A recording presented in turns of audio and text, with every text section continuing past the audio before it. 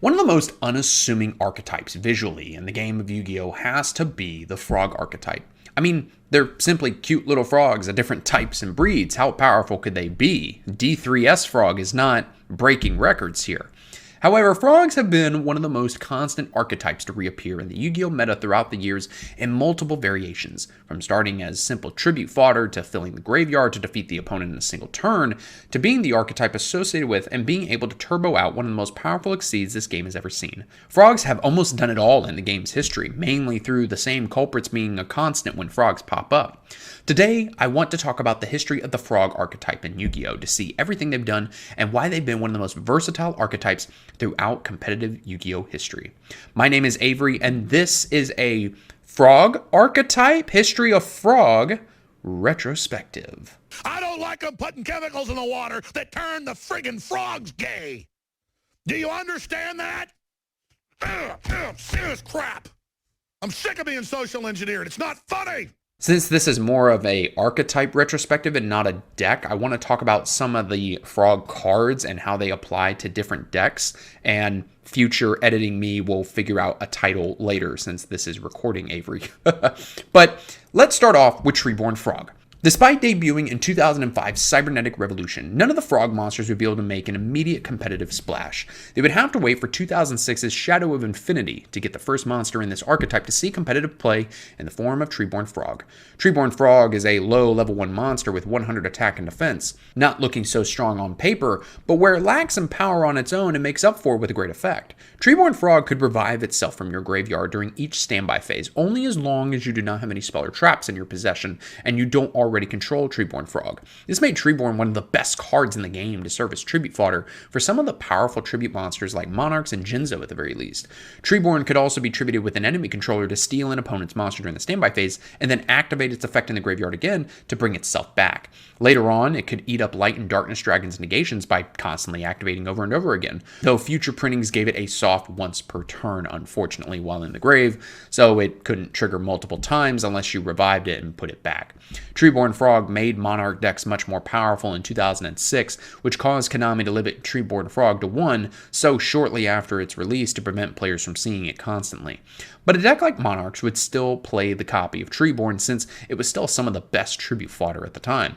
It would eventually peel off the list, especially as we get more frog support that limited the amount of Treeborn Frogs you needed to begin with. The first proper frog deck would come in 2010 after a few more support cards would come out. The first being Substitute in 2008, which can tribute a monster to summon any frog directly from the deck, getting you to any frog name you need. This would combine well with 2009's Swap Frog, who on summon could send any level 2 or lower water aqua monster from your deck to the graveyard. It could also discard a water monster to special summon itself from the hand to prevent you from using up your normal summon, and could let you bounce a monster you control to the hand to let you normal summon any frog monster not named Swap Frog in addition to your normal summoner set. These two cards made seeing Treeborn Frog far more consistent, creating the Frog Monarch strategy. Swap Frog and Treeborn could both serve as great tribute fodder for monarchs like Ryza, Caius, Thestalos, or Mobius, along with other good tribute monsters like the aforementioned Jinzo, Dark Dust Spirit, and Vanity's Fiend. It was especially fun with Dark Dust Spirit, since Dark Dust Spirit would return to the hand. You could use Treeborn Frog's effect to summon itself, and then tribute the Treeborn to resummon Dark Dust Spirit and constantly blow away the opponent's monsters every single turn. The strategy would get better with the release of Retrsoepctive as well, who can banish a frog from the graveyard to revive itself from the graveyard, giving you even more tribute fodder. If you could get 2 frogs on the field, however, you could also play Light and Darkness Dragon, something I mention in every retrospective that I can, my favorite card of all time in the game. One of my favorites, next to the very toxic Self-Destruct button. Some builds would even try Obelisk the Tormentor, which I remember doing myself back in the day, since 3 tribute materials wasn't that difficult, especially with Retrsoepctive.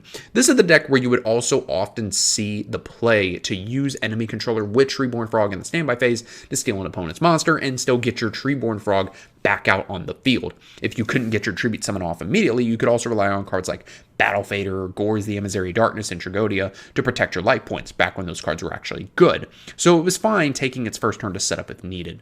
Frog Monarchs were a mainstay in the game for many years until, of course, the game got too fast for them, plus the fact that Monarchs would eventually get the support that made them no longer need the frogs. Now we move on to the elephant in the room, or maybe in this case the frogs in the room.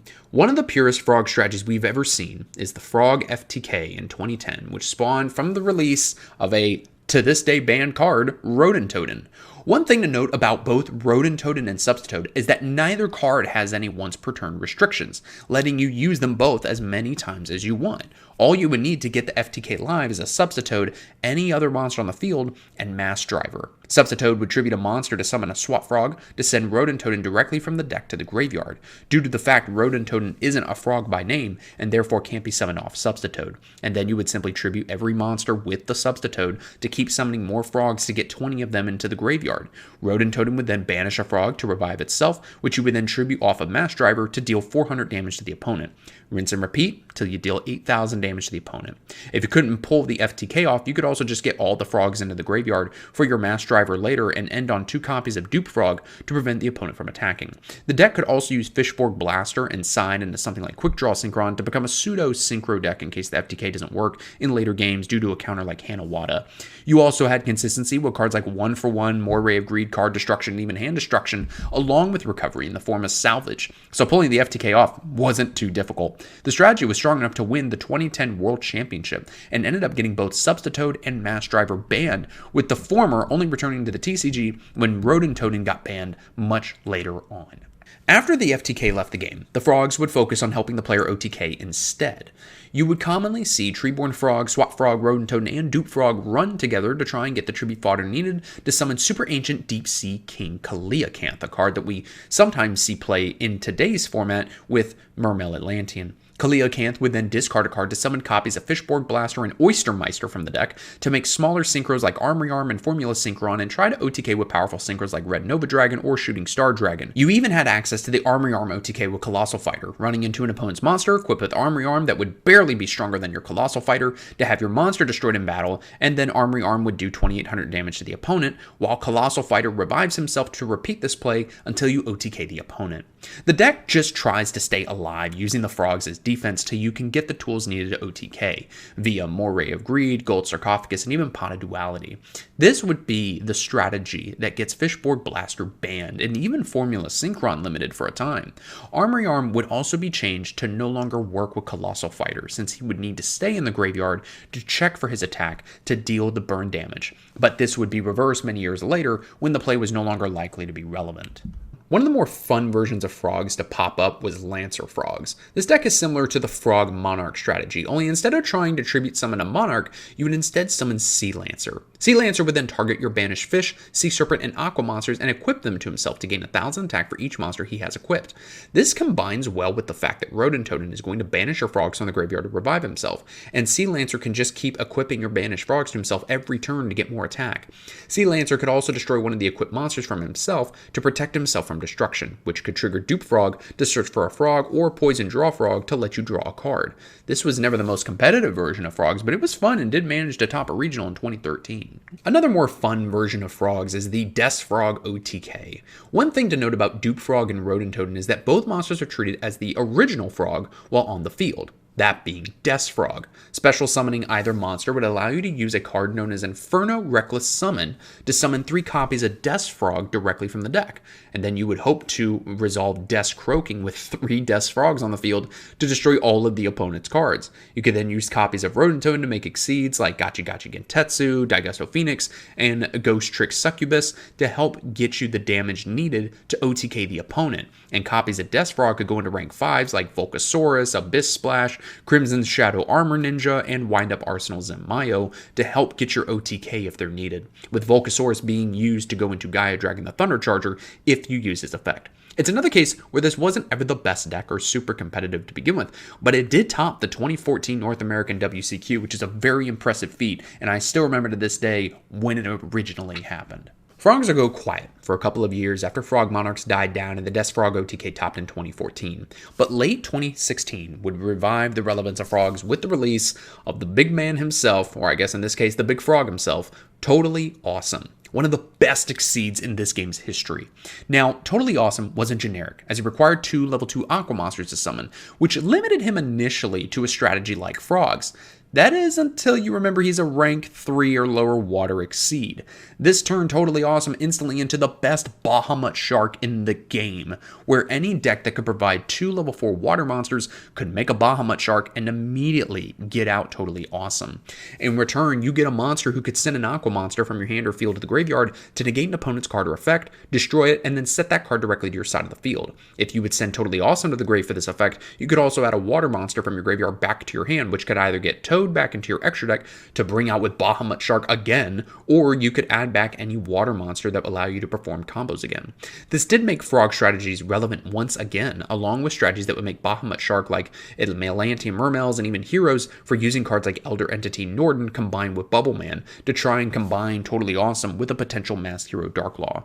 Toad's relevance to frogs was that he could detach a material from himself during each standby phase to summon a frog from the deck, getting out a swap frog to dump Rodent Totem or a dupe frog for battle protection and searching potential, making decks that could use frogs even more powerful. Totally Awesome would change the way water strategies will play for years, whether they use level 2 aquas or could make a Bahamut Shark. And now, one of the decks of all time that I will forever hate, along with Salamangreat, because it seems like I always lose to it, and that's Mermail. But specifically, we're talking about Mermail Frogs.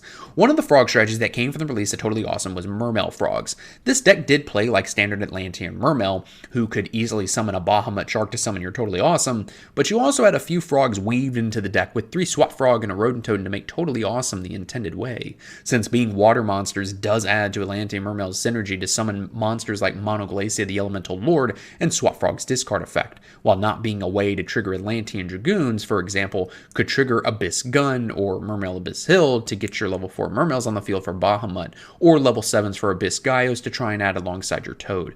It wasn't a common deck to see frogs in, as future Atlantean Mermail decks would stir away from the frogs in favor of just relying on Bahamut to summon your Toad. But it was one of the early frog strategies coming out of the release of Totally Awesome that found success. Another archetype that's been associated with frogs in its history has been the Paleozoic archetype. This archetype full of mostly traps is unique, as every time a trap is activated, they come back not as traps, but as a monster. This is mostly important to frogs because all the Paleos, when they become monsters, will be level 2 aquas, meaning they are materials that can naturally exceed some of your copies of Toad. The Paleos are also pretty good as trap cards as well, with Paleozoic Canadia being Book of Moon, Olanoidus is Dust Tornado, Dynamiscus is Karma Cut, and you also have ways to put more Paleo traps into the grave with Paleozoic Morelia, along with putting traps with grave effects like Lost World as well.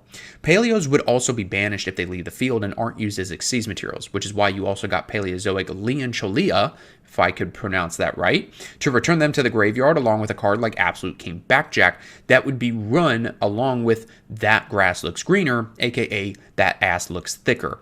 Versions of this deck would also play Fiend Griefing. The frog package of Dupe Frog, Swap Frog, and Rodent Totem also works with the Paleozoics to make their own Xyz monsters like Paleozoic Opabina to use Paleos from the hand and search for them, or Paleozoic Anomalocaris for removal each turn.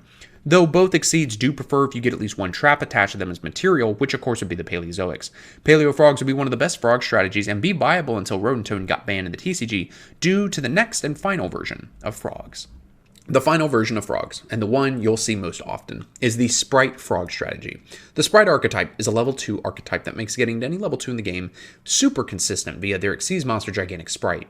This makes turning the frog engine on as consistent as ever. The sprites are also good on their own merit, since all of them can be special summoned if you control level 2 with Sprite Blue, searching your Sprite monsters in Sprite Jet, searching for your Sprite spells and traps like Starter to summon more sprites. Sprite Gamma Burst for OTKing with your level, rank, and link 2 monsters, or disruption options with Sprite Smasher and Gamma Burst. You also had a negation for monster effects with Sprite Red and spell and traps with Sprite Carrot. You even got Sprite Elf as the archetypal link 2 that gives your monsters it points to some targeting protection, plus it can revive level, rank, link 2 monsters to constantly use Totally Awesome. Sprites also having dark monsters means you get another good rank 2 in the form of Digim Buster for monster effect negation as well. This would cause the OCG to ban Totally Awesome and limit Swap Frog, making the frogs just some rank 2 tools to the deck.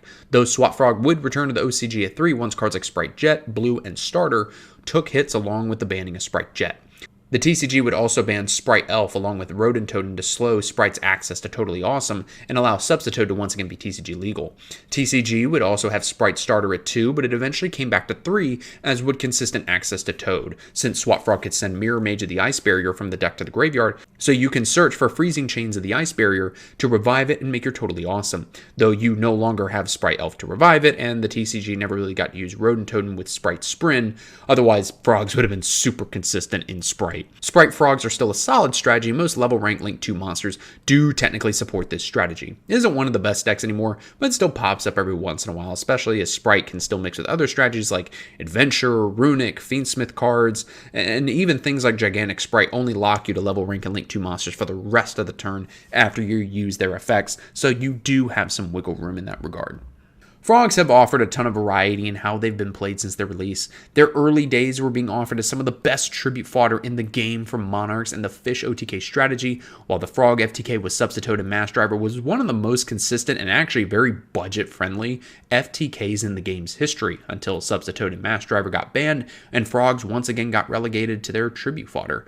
Frogs are also good in Edison, which should go without mention as one of the most popular past formats in the game's history, so you can at least play something like Frog Monarchs to this very day, since the strategy is no longer viable in more modern formats. Thankfully, the release of Totally Awesome kept the Frogs alive again, being so powerful that the OCG would limit and ban the card, while the TCG would slow access to it with the banning of Rodenttoad, leaving it to pure Paleo versions and anything that can make Bahamut Shark like Atlantean Mermail and Sharks. It's been years since we got a new Frog card, and Center Frog isn't too great to end on for an archetype with the legacy that Frogs have. And hopefully the TCG will unban Totally Awesome one day, so that Frogs can have some form of relevancy in the modern game until they do get new support. And that is the story of the Frog archetype. I hope you guys enjoyed this bit of a different retrospective. I've been using Frogs for years off and on, and I figured, you know what, let's do some research into Frogs and see what we can come up with. And it was definitely a joy to kind of go back through and reminisce on, you know, even some of the old Frog decks that I played. I remember being a Frog FTK player with a Frog Monarch deck, and I abused Dark Dust Spirit like it was nobody's business. But guys, thank you for watching. Let me know what you think about this down in the comments below, and I will see you in the next video.